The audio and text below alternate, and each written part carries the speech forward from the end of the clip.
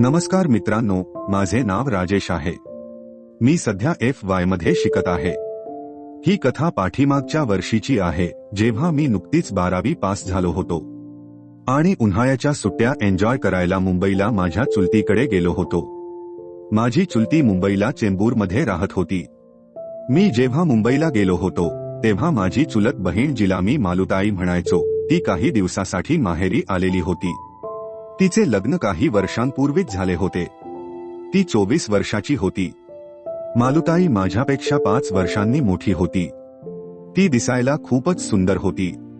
जो कोणी पण तिला एकदा पाहिल त्याचा बुल्ला उठणे हे निश्चितच होते। जेव्हा मी मुंबईला गेलो त्याच्या दुसऱ्या दिवशीच माझ्या चुलतीला गावाकडून फोन आला व तिला अर्जंट तिकडे जाणे महत्त्वाचे होते। मालुताईच्या सोबतीला मी होतो, त्यामुळे माझी चुलती पण निश्चिंत होऊन गावी निघून गेली।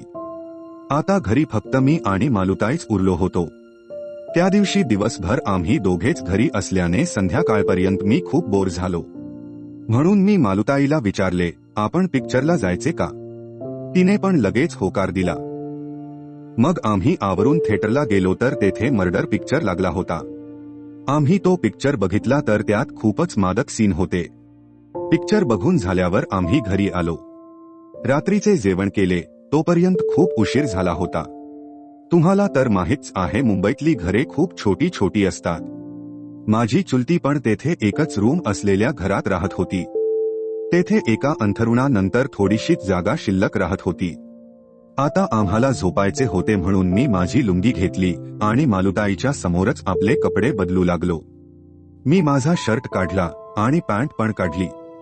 माझ्या डोळ्यासमोर अजूनही मर्डर पिक्चरचे सीन घुमत होते, त्यामुळे माझा बुल्ला उभा राहिलेला होता व माझ्या चड्डीमध्ये तंबू तयार झाला होता। मी माझी पॅन्ट काढल्यानंतर मालुताईची नजर माझ्या बुल्ल्याकडे गेली। ते बघून ती लाजत आणि हसत होती, म्हणून मी खाली बघितले तर माझ्या चड्डीमध्ये खूप मोठा तंबू बनला होता। मी लाजलो आणि दुसरीकडे तोंड फिरवून माझी लुंगी बांधली, पण लुंगीतही माझ्या बुल्ल्याचा आकार स्पष्ट दिसत होता। त्या परिस्थितीत मी काहीच करू शकत नव्हतो।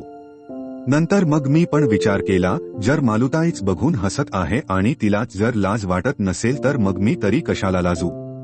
आणि मग मी अंथरुणावर जाऊन पडलो। नंतर मालुताईने कपाट उघडले आणि त्यातून आपली नाईटी बाहेर काढली। तिने घराचा दरवाजा लावला आणि माझ्याकडे पाठ करून साडी काढली। काय बांधा होता तिचा ते पाहून मी तर वेडाच झालो। माझा बुल्ला उड्याच मारायला लागला। तिने तिचा ब्लाउज आणि पेटीकोट पण काढला। ती माझ्या समोर आता फक्त ब्रा आणि पॅन्टीवर उभी होती। तिला त्या अवस्थेत पाहून मला तर असे वाटत होते की आताच तिला खाली पाडून कचा झोकी काय। पण ती माझी मोठी बहीण होती, म्हणून मी स्वतःवर कसातरी ताबा ठेवला होता। माझ्याकडून काही झाले आणि मालुताईला राग आला तर माझी तर हजामतच होईल, याचीच आता मला भीती वाटत होती। तिने एक पातळ पारदर्शी असलेली नाईटी घातली होती, जिच्यातून तिचे सारे शरीर दिसत होते। ती हळूच माझ्याजवळ येऊन झोपली। आता आम्ही दोघेही एकाच अंथरुणावर झोपलेलो होतो। खूप उशीर झाला होता तरीही मला काही झोप लागत नव्हती। माझ्या नजरेसमोर फक्त मालुताईचे नागडे शरीर फिरत होते आणि ती माझ्या जवळ झोपलेली असल्याने माझा तणाव अजूनच वाढत चालला होता। पण काहीही करण्याची माझी हिंमत होत नव्हती। अजून अर्धा तास मी तसाच तडफडत राहिलो, परंतु नंतर मी विचार केला की असला मोका परत कधीच मिळणार नाही आणि आता जर काही केले नाही तर सर्व काही हातातून निघून जाईल। मी विचार केला की थोडीशी रिस्क घ्यायला काय हरकत आहे आणि मग मी थोडासा मालुताईकडे सरकलो। मालुताई माझ्याकडे पाठ करून झोपलेली होती। मी माझा एक हात तिच्या अंगावर टाकला। आता माझा हात मालुताईच्या पोटावर होता। मी थोडा वेळ माझा हात तसाच ठेवून झोपलो। माझी हिंमत हळूहळू वाढत होती। थोड्याच वेळात माझा हात मालुताईच्या पोटावर फिरायला लागला। आता हळूहळू वर सरकवत मी माझा हात तिच्या आंब्यांपर्यंत पोहोचवला होता।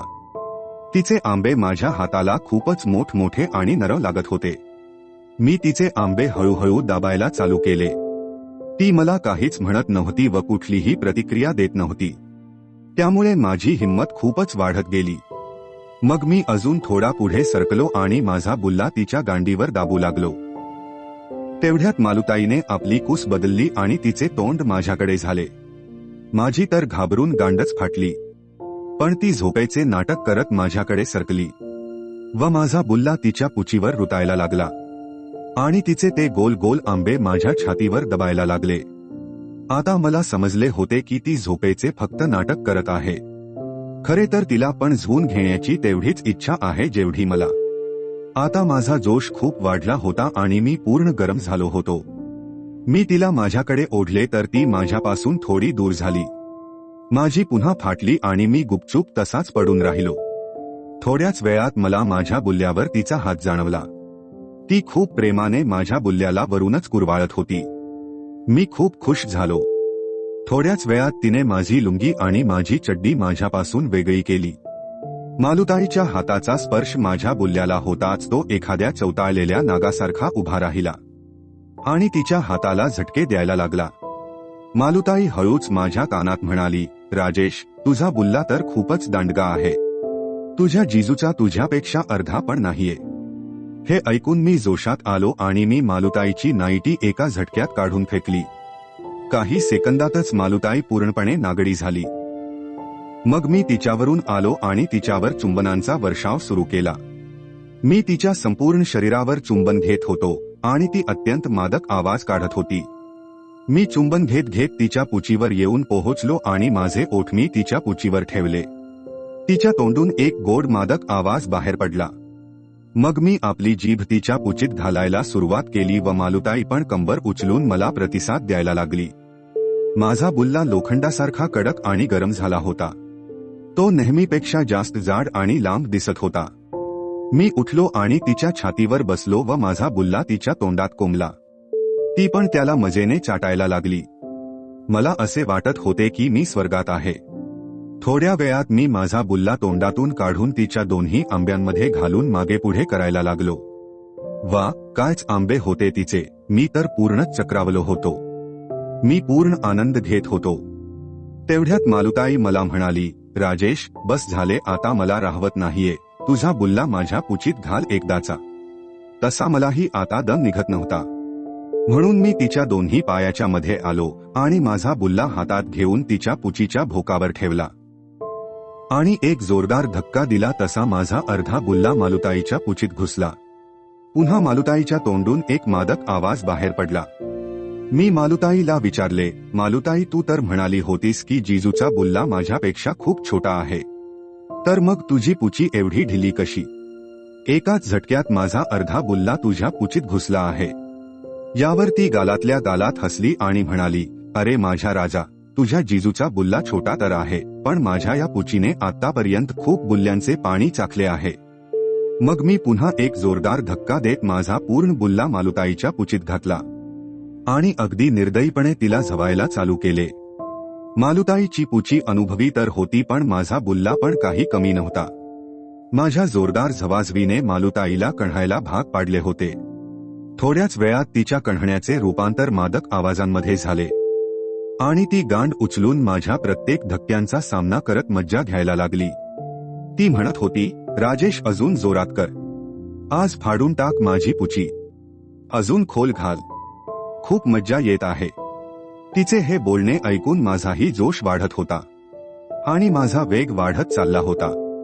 मालुताईला अशाच पद्धतीने झवताना मला जवळपास 25 मिनिटे झाली होती. मालुताईने दुसऱ्यांदा तिचे अंग आकसून घ्यायला चालू केले आणि तिच्या पुचीने दुसऱ्यांदा पाणी सोडले. तिचा तो लावारस माझ्या बुल्ल्याला पुचीतच चटके देत होता. मालुताई पाणी सोडून शांत पडली होती. मग मी पण माझा बुल्ला बाहेर काढला आणि मालुताईला वाकायला सांगितले. मालुताई माझ्या समोर वाकली आणि मी पाठीमागून माझा बुल्ला एका झटक्यात गपकन तिच्या पुचीत घातला. मालुताईने पुन्हा एकदा आह करत माझ्या बुल्ल्याचा मार सोसला आणि पाठीमागून होणाऱ्या झवाझवीचा आनंद घ्यायला लागली. शेवटी माझ्या बुल्ल्याने पण त्याचा हट्ट सोडला आणि सर्व बिंद मालुताईच्या पुचीतच सोडले. माझ्या बुल्ल्याच्या गरम पाण्याने मालुताईची पुची भरून वाहायला लागली. मालुताईच्या चेहऱ्यावरचा आनंद सांगत होता की ती या झवाझवीने पूर्ण संतुष्ट झाली होती.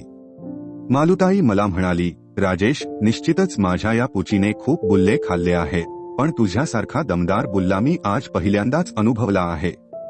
तू सुरुवातीला तर माझी हालच खराब केली होतीस, पण शेवटी मज्जाही खूप आली. आजपासून माझी ही पुची तुझी झाली. तुला जेव्हा पाहिजे आणि जशी पाहिजे तशी तू माझी घेऊ शकतोस. त्या रात्री मी मालुताईला सलग 3दा चांगलेच रगडले. तर मित्रांनो, ही होती आजची कथा. आशा करतो ही कथा तुम्हाला नक्कीच आवडली असेल.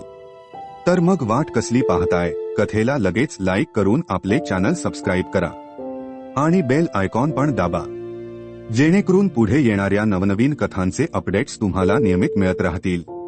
तुम्ही आपल्या चॅनलला सपोर्ट नक्की कराल अशी अपेक्षा करतो. धन्यवाद. Sorry, it's DJ.